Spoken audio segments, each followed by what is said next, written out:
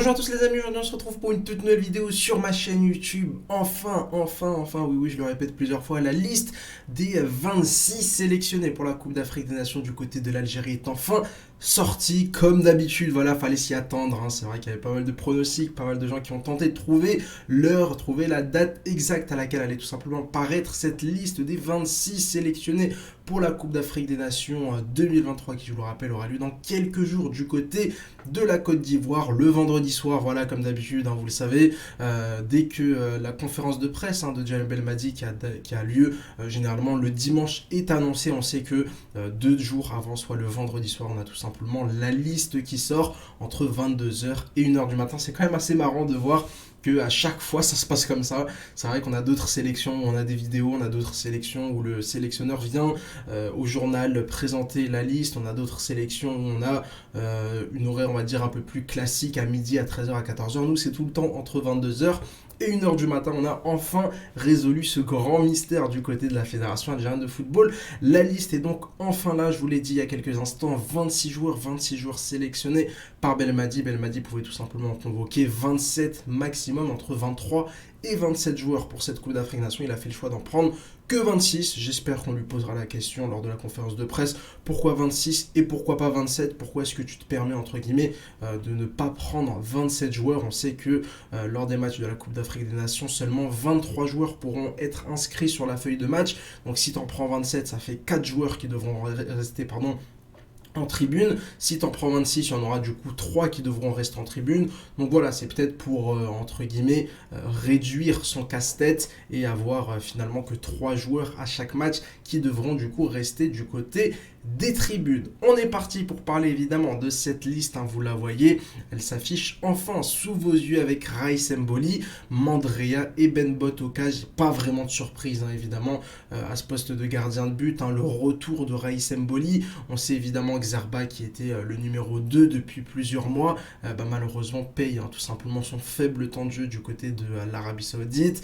Et finalement, du coup, c'est le grand retour de Raïs Mboli qui a retrouvé du temps de jeu du côté du CR Belouizdad dans le championnat algérien. Et puis évidemment Ben Bot, c'est quand même assez classique. Pareil pour Mandrea qui selon moi devrait être, hein, le gardien numéro 1. Pas mal de personnes ont dit que Raïs Mboli allait revenir reprendre sa place de numéro 1.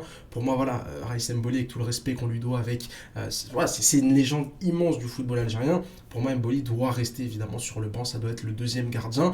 Et comme je l'ai déjà dit, hein, dans une précédente vidéo il y a quelques jours, prenez le cas de l'Égypte à la CAN 2019, El Shenaoui qui se blesse, Gobaski qui rentre et qui prend la place de numéro 1 et qui emmène tout simplement pratiquement à lui tout seul avec une CAN fantastique l'Égypte jusqu'en finale, jusqu'à arrêter un penalty de Sadio Mané en finale de la CAN 2019. Donc encore une fois, ce poste de gardien, il n'est pas fixe, il peut y avoir des blessures, il peut y avoir des cartons rouges, il peut y avoir des suspensions, tout peut se passer, donc évidemment ça fait quand même plaisir d'avoir le retour de Raïs Mboli. Au niveau de la défense, pour moi, il n'y a pas vraiment de surprise, hein. Guitoune, Youssef Attal à droite, Laroussi quand même préféré à Adjam, préféré à Fawzi Roulam qui était dans la liste des 50 présélectionnés, et évidemment avec Nouri. Et puis au niveau de la charnière centrale, on a du Tougaï, on a du Mandi, on a du Ben Sebani, on a du Belaïd et on a évidemment du Touba. Alors Touba, personnellement, c'est le joueur qui me dérange entre guillemets le plus dans cette liste. J'aurais vraiment préféré voir un Adem Alilette, j'aurais préféré voir même...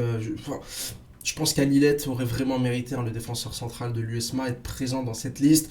Maintenant, voilà, Belmadi n'a pas voulu révolutionner cette défense. Il n'a pas apporté de nouveautés. C'est des joueurs qu'on a vus lors des précédents rassemblements. Maintenant, voilà, Touba, c'est vraiment son manque de temps de jeu en club, tout comme Laroussi, hein. D'ailleurs, on peut faire la même remarque.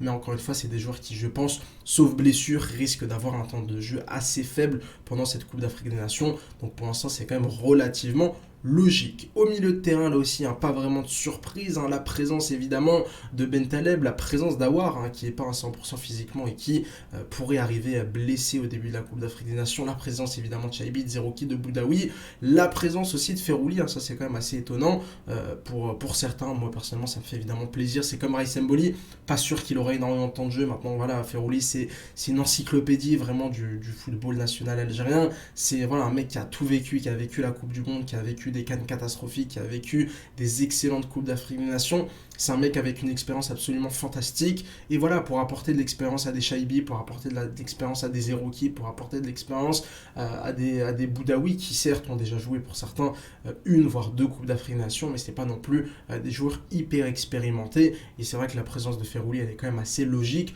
pour voilà jouer un peu ce rôle de grand frère, jouer ce rôle de vice-capitaine. Je pense que pour moi, le vrai capitaine de cette sélection, c'est vraiment Sofiane Ferrouli qui, évidemment, a une expérience absolument fantastique. Et puis, évidemment, ce qui fait plaisir, les amis, c'est tout simplement le retour du meilleur joueur algérien, Ismaël Benasser. Pour moi, le meilleur joueur algérien, le meilleur joueur à son poste en Afrique, l'un des tout meilleurs en Europe, Ismaël Benasser, qui, évidemment, va faire beaucoup de bien à cette sélection algérienne avec un retour qui fait extrêmement plaisir. Là encore une fois, pas vraiment de surprise. Alors est-ce que Aouar est à 100%? Faudrait voir un peu physiquement comment ça va se passer.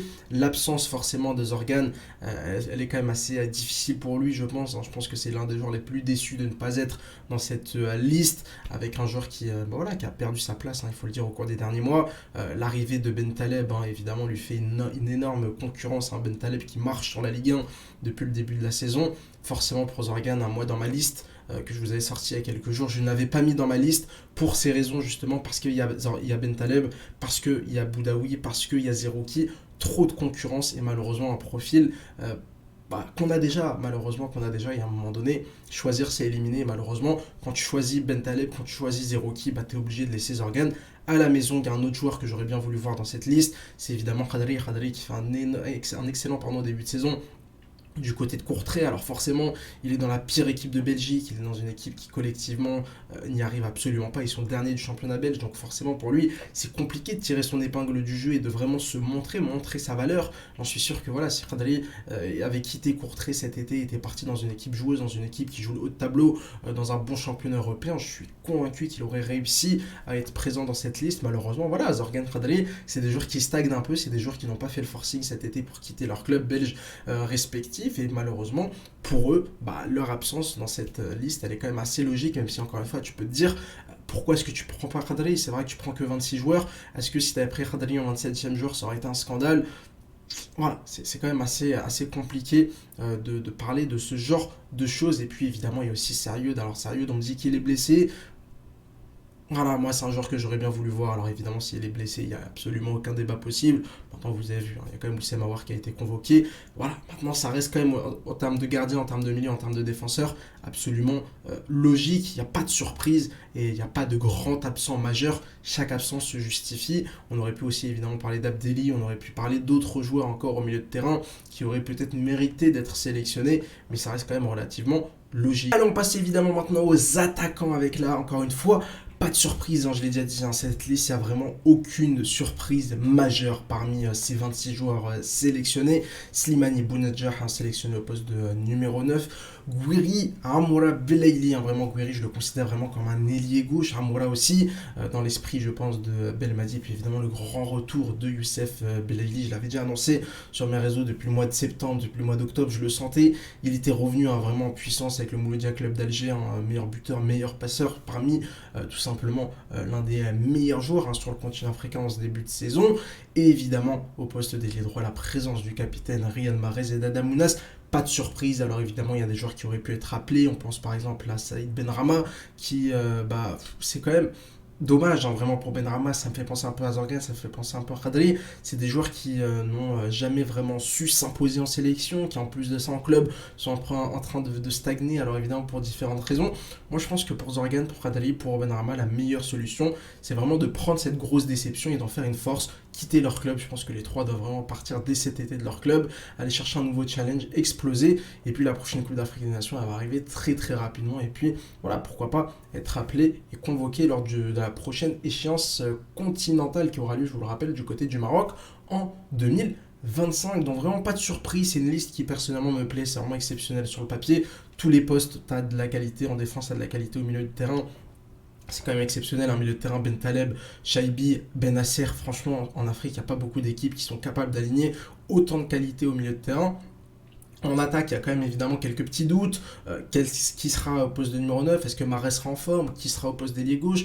Comment tu utilises tout simplement l'excellente forme de Ramola? Est-ce que tu le fais jouer en 9? Est-ce que tu le fais jouer dans une attaque à 2? Est-ce que tu le fais jouer au poste d'ailier gauche? Voilà, c'est quand même assez compliqué. Mais voilà, Belmadi, il a largement de quoi faire. La qualité, elle est quand même exceptionnelle. Je pense que si on regarde dans cette liste de 2023, elle est pour moi supérieure à la liste de 2021. Elle est pour moi supérieure à la liste de 2019. C'est très certainement l'une des meilleure liste de l'histoire du football algérien sur le papier. Évidemment, maintenant il va falloir réussir à concrétiser tout ça sur le terrain, réaliser une grande Coupe d'Afrique des Nations, aller nous chercher voilà cette troisième étoile, hein. Il y en a deux.